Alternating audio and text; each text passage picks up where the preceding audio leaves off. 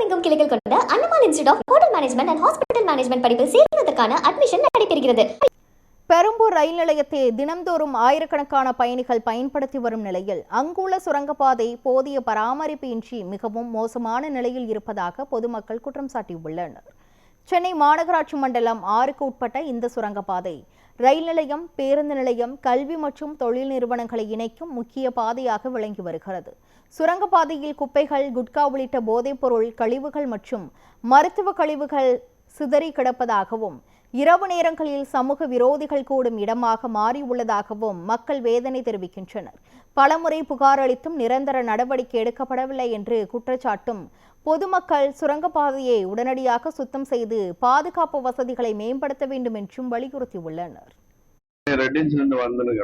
Daily இந்த side வந்து போயின்னுக்கிறேன். ஒரே இருட்டா இருக்குது. இந்த சைடு பாத்ரூம் ஃபுல்லா பாத்ரூம் போயின்னுக்கிறாங்க. ரெண்டாவது கரண்ட் இல்லை, ஃபுல்லா லைட்டிங் இல்லாத இருக்குது.